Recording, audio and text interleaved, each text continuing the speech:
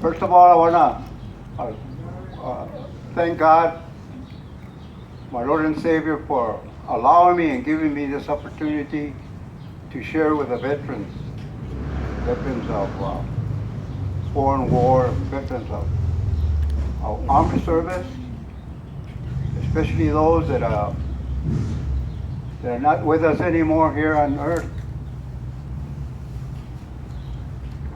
Don't ever forget them. Because of them, we're able to be here in a place like this. It's a beautiful sight, Los Angeles.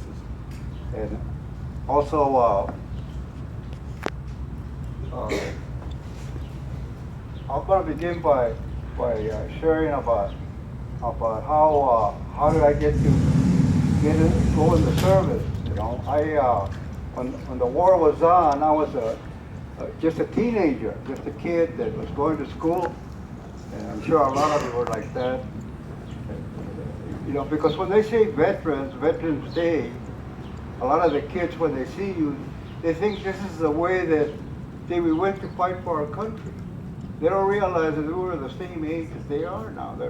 We're all guys, all veterans. That's all a veteran is. A veteran is someone that's been there and back, and then there again. Anyway,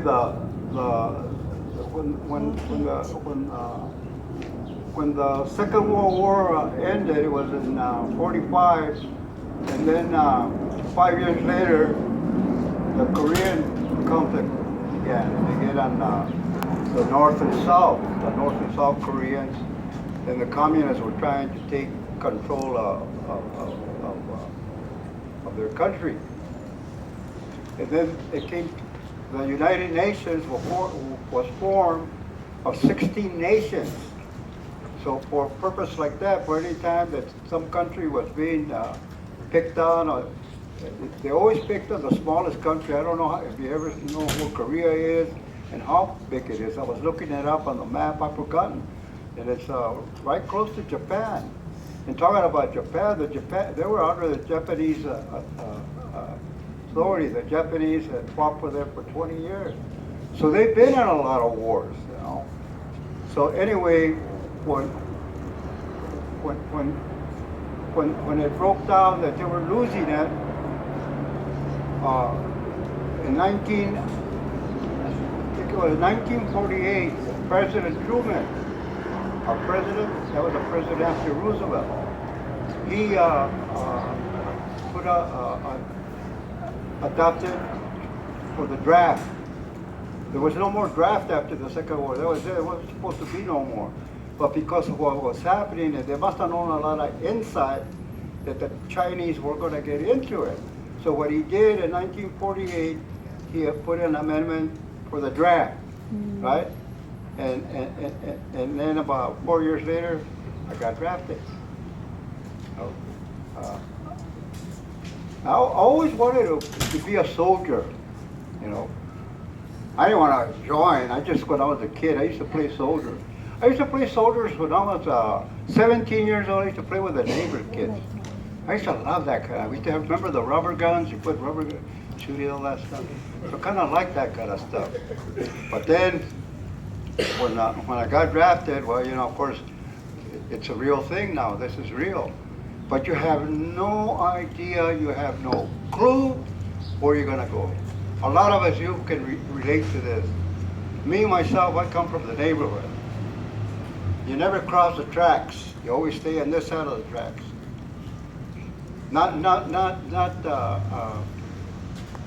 to be offensive to anyone, but because we were in gangs and all that stuff, you step out there, they'll shoot you, they'll kill you. But in those days, it wasn't so much shooting. It was more like they beat you up and all that. Guns come later. But anyway, what happened, when I got drafted, I went into, I got me a letter from President Truman, and he served me a notice that I had been to serve my country. And I went to report here, and they used to call it the Memorial Day building over here. I don't know what they call it, but it's still there, but it has a different name. I think it's a bank. And that's where we we went for examination and all that kind of stuff. And remember, I come from a neighborhood. LA was big, man. It was like I had to get that streetcar. I didn't know how to do it. I would ask the kids who were going to school, "Hey, do you know where this is?" And they kind of guide me to it, you know. And I was embarrassed, you know, because I didn't know my way around. But nevertheless, I say this, that's how young we were. We weren't aware of what was happening in the world, you know. We weren't aware that how huge this world is, and people that are suffering, you know. So anyway, when after that we go through basic training was to get you ready to be a professional soldier, a professional soldier to defend yourself, and most of all to defend the country. In order to defend yourself, you got to know who your enemy is. Well, I finally realized, you know, if people would say the enemy is the communists, well, that's not true, really. The enemy is the one that's trying to kill you. That's your enemy. Because a lot of people were communists because they were forced to be in it. That's not your enemy. Are you a communist? Yeah. Then you shoot them. You can't do that. But that's the way it was with some people. They would go over there because they didn't belong to their party. They would kill you. Some of you experienced that. You know that. But anyway, when I realized that the one that's trying to kill me is my enemy, the one that killed the guy on my left or the one that killed the one on my right, that's the guy that I gotta get. He's my enemy. So that's what I've learned. I learned how to defend myself, how to shoot and all that kind of stuff. Anyway, when I left the United States, we went in a boat. I've never been in a ship in my life. I don't even know how to fish. But it was a huge boat. It was named the MANN, M-A-N-N. They would transport soldiers, troops, all over the world. So we got on that over there in San Francisco. It took, I think it was 27 days on the ship. We hit storms and all that kind of stuff. But it was it was like a hotel. And there was a lot of young sailors, kids, 17, 16 years old. I was tripping out, man. I said, man, it was kind of like a lot of fun, you know. And the only thing that would worry you was submarines. The submarine game would wipe us out. But I guess at that time they didn't have any no more. After the Second World War, I guess they wiped them all out, thank God. But anyway, when we got to, we stopped in Hawaii to pick up more troops. They gave us about a 4-hour leave. Well, that's just enough time for you to have a beer and go to the bathroom and then come back on the ship. And then we headed back to Korea. And we landed in Seoul, Korea. And when we get off, you know, we're like, wow, ruins, the ruins. This is not a movie. It's not a setting, you know, like in the movies. I like to watch those war movies. You know, that's why I was all excited, you know. I want to be like John Wayne.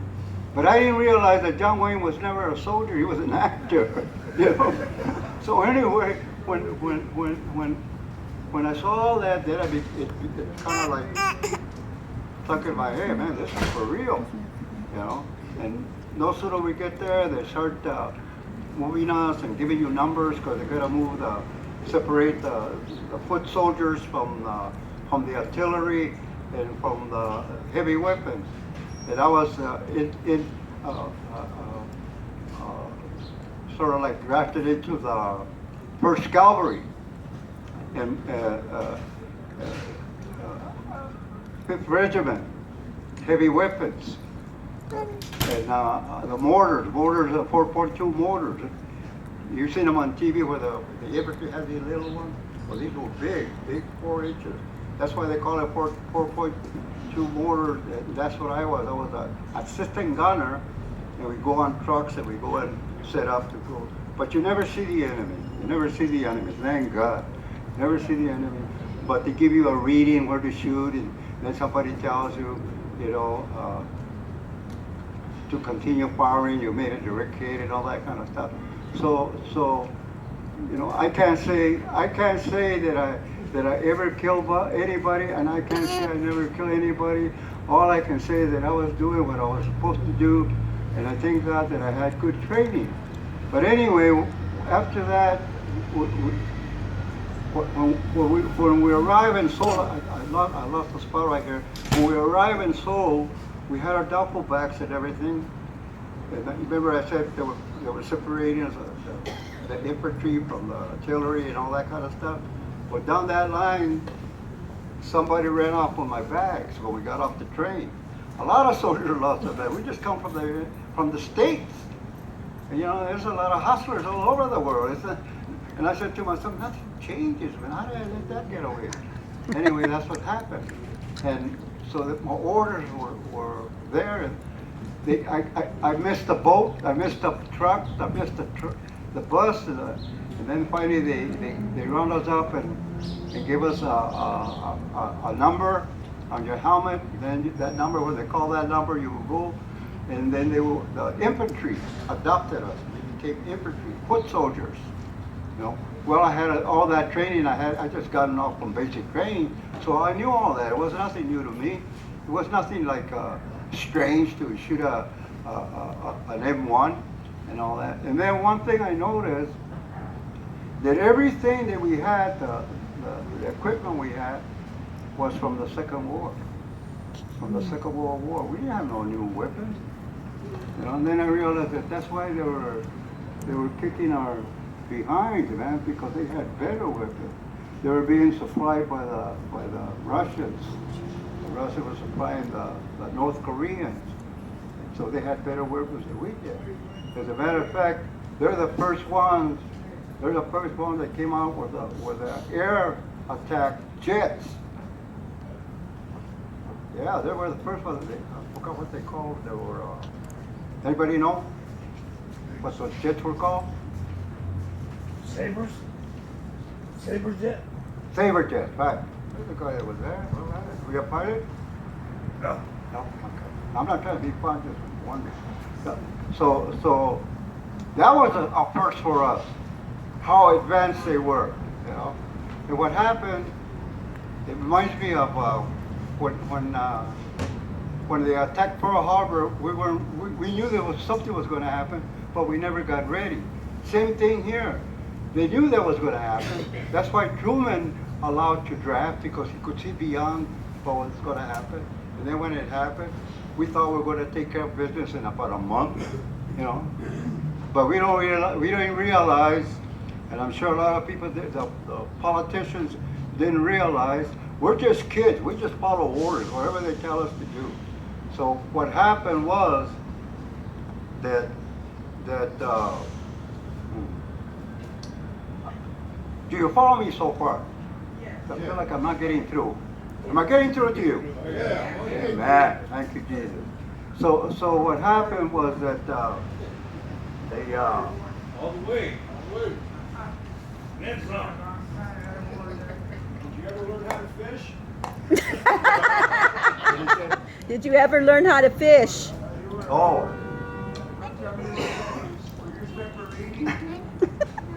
So anyway, what happened was that the politicians didn't realize that the Koreans had been in war with the Japanese for 20 or 25 years.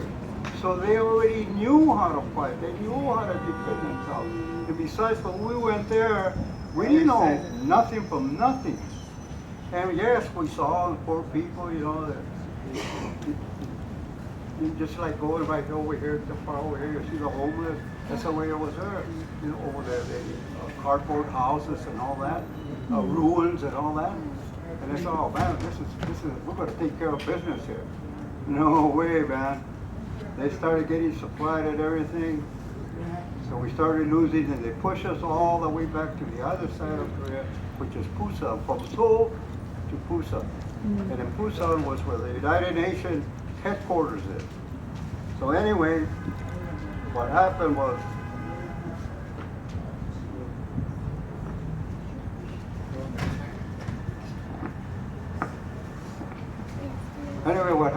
that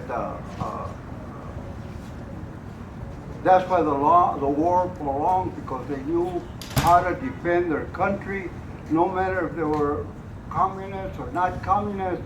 They were not fighting for no cause but for the land. And we come in there, we're trying to save them, so to speak, give them liberty, liberate them from whatever was trying to take over. But one thing we were lacking, we didn't learn to communicate. We didn't speak the language, we didn't understand their culture, and they didn't understand us. And that's, I think, what happened. Now the communists, when they come and tell you almost like it is the whole truth, but it's not the whole truth. They just tell you what they want you to believe in, what you want to hear. That's the difference from us and them.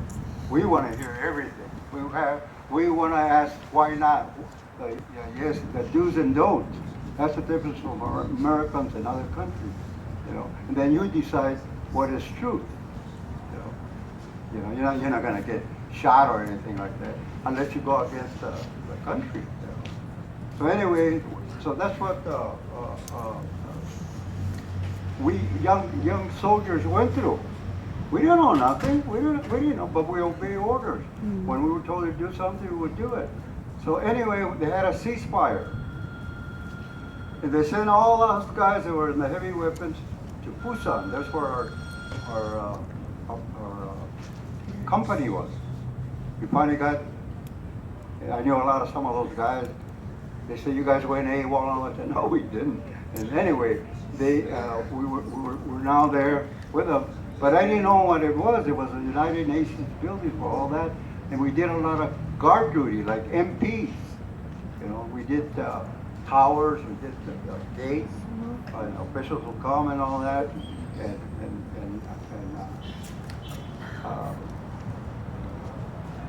You always have to carry your weapon when you leave the post. Reminds me I used to love that because it reminded me of the cowboy movies, how they always carry weapons. And I remember I was seeing a movie last night about Pat Batista when he became a marshal.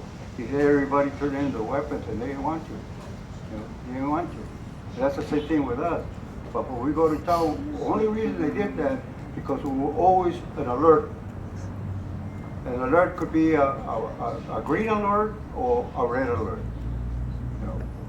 In other words, you have to be ready. If they called you, or your platoon leader, whoever is in charge of you, because no matter where you went to town, when you went to town, you always have somebody to direct you and guide you. You go on. We didn't have taxis, but we had jeeps, trucks. We go to town, we go shopping, all that. Go to the restaurants and eat over there and all that kind of stuff. But we always carry our weapons. Yes, they were loaded, but we had it on safety. And our leader would always check our guns once in a while to see if we had it on safety. So we were real cautious to protect the people and also to protect us because, remember, you're nippy. I don't know if any of you ever drank sake, man. I never drank that before, but that was an alcoholic, man. When I drank that, I said, wow, this is good. So anyway,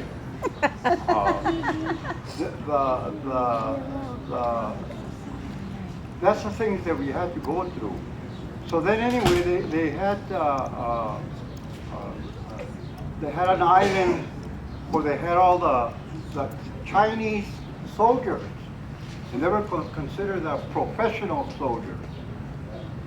They were being trained by the Russians and all that. They soldiers, man. They had uniforms. The other ones, they were like civilians, maybe wear the cars a hat or something like that.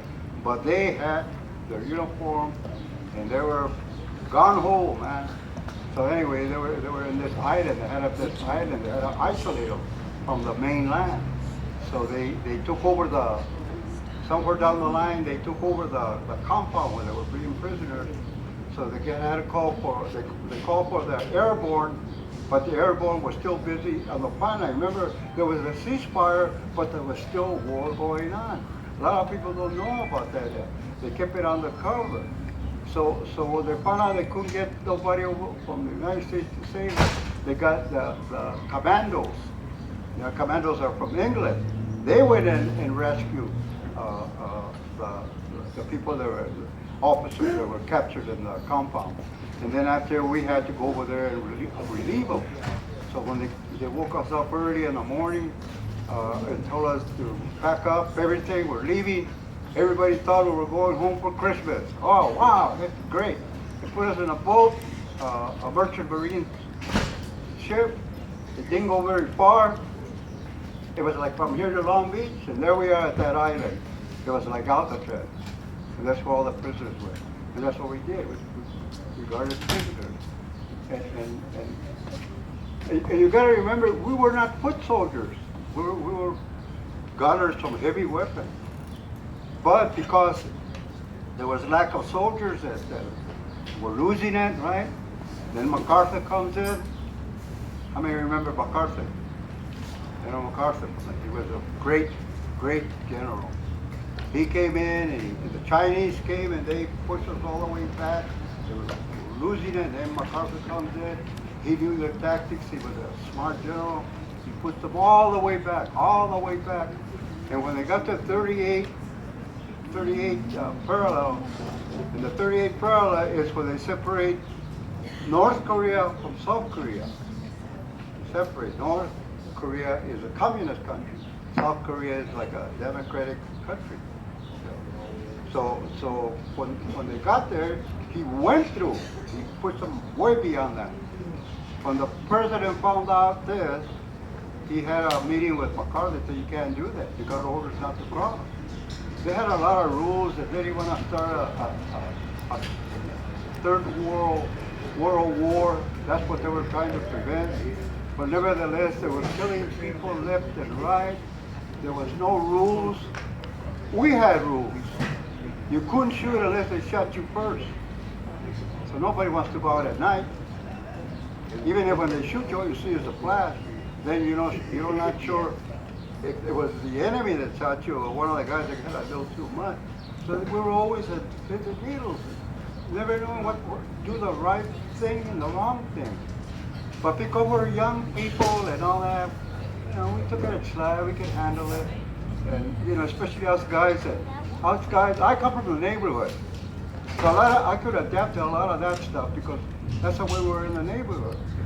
There was always had to defend your back and everything. So, but some of these other people from the city and all that, they were like, whoa, the college boys, that's not fair and all that. Well, nothing's fair. Nothing's fair, right? Even to this day, there's no fair. And another thing, you don't know who your enemy is. But we were in that, when we went to that island, the sergeant, the cook sergeant took us to a tour. And he said, this is a PX, this is church, they're all tents, right? And the prisoners, they live in huts made out of adobe. So they had better quarters than we did. They're protected from the wind and all that stuff. We live in tents, but nevertheless we had headquarters and all that kind of, even a jailhouse and all that. And he took us to a tour, and then he showed us where the garbage cans, this kind of food goes in here because they preserve some of the food for the pigs, right? The garbage and all that stuff, for the farmers and all that. And he showed us this one. So some kids came when they were dumping, the soldiers that were eating the city, they were dumping, he got a whip and wham, he was whipping them, pow, pow. So we were like, wow, what's that with this guy? He chased them, So we hated this guy. He always would do that. So one day we were in the PX, and I was going to go to the bathroom. And he caught me and said, hey, Sosa, I want to talk to you. I said, oh man, talk to this guy. I think I'm a rat. No, I'm over here with my comrades over here. No, I know you are. I just want to have a few words for you. I said, no, but I just got myself a pitcher of beer. They said, no, don't worry about it. I'll buy you one. Well, he didn't have to tell me twice because I didn't have a pitcher of beer with me. I just said that. So when he said, I'll buy you one, I said, okay. So when he said, I know you guys don't like me.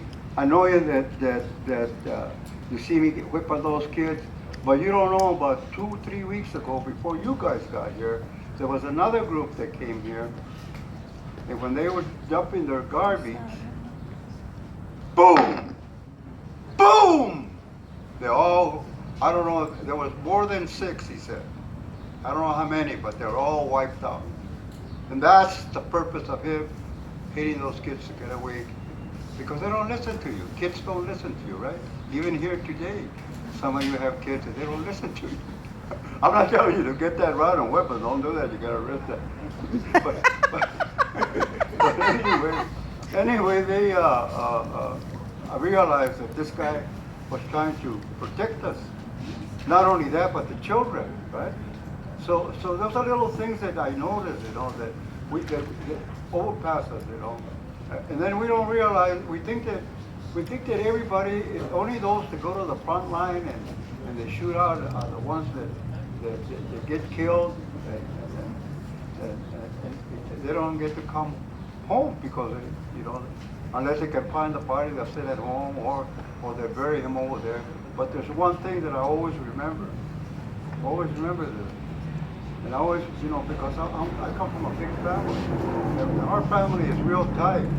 When something happens to a member of the family, we're all weak, we're all quiet, we are hurt. And when that happened, I was talking to this guy. He was from what state is that for Cleveland? Philadelphia. Anyway, he was from Philadelphia. Little guy, a little shorter than me, right? He was a black guy. He could tap dance. Well, we used to have him come and tap dance for us, and he would tap dance and do all that. And then we'd be drinking and having a good time with him, right? He would entertain us. Then the mail call came. Everybody runs for mail call. Everybody ran for mail call. And then all of a sudden, Harris, his name was. I never forget that guy, man. Harris. They said, "Where's Harris? He didn't finish the dance." And then, boom! He blew his head off. He blew his head off. Got a Dear John.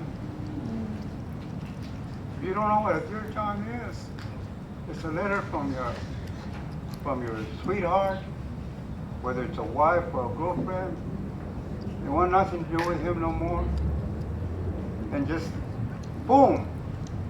My concern was the family.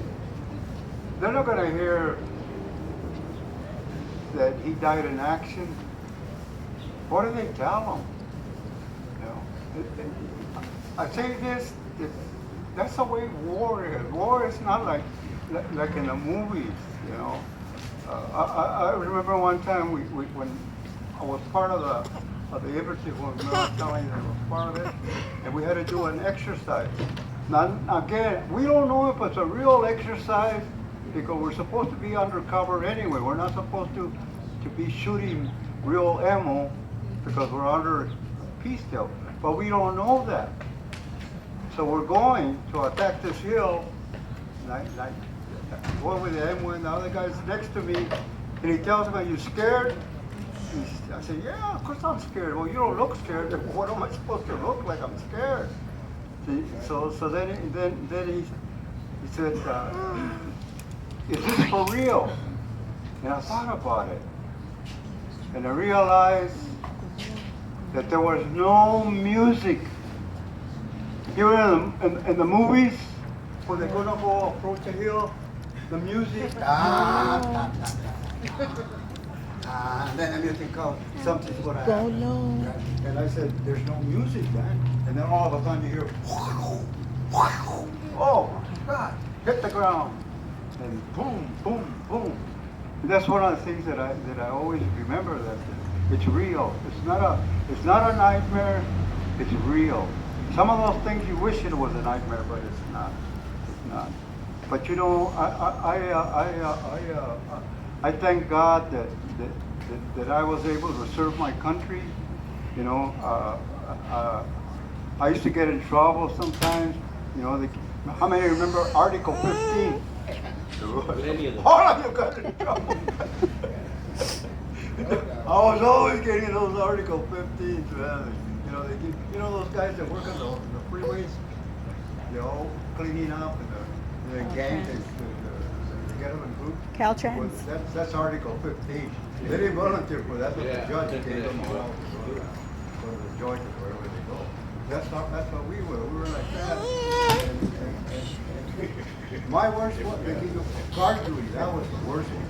I always thought. The extra guard duty. Oh my God. Especially over there because at nighttime you can't see the front of your hand. There's no lights like that. The only time you see the hand is right up that zipper lighter. Remember the zipper lighter? Boom there. There's a grab that light. It's to light up the whole world, man. I remember zipper lighters. Remember the zipper lighters? Even makes that click. I love that song. And then you put right there. So anyway, the things that I'm trying to point out is it's not a game. It's for real. Get close to the mic. I can't hear you. Get close to the mic. Can't hear you. Okay, can you hear me now? Yeah. You can hear me now, and I'm almost done.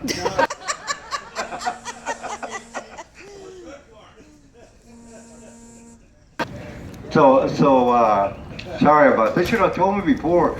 You know, I can't hear myself because I'm hard of hearing.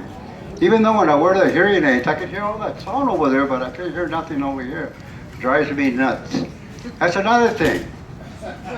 Thank God for this place, because if it wasn't for this place, I wouldn't have no hearing aid.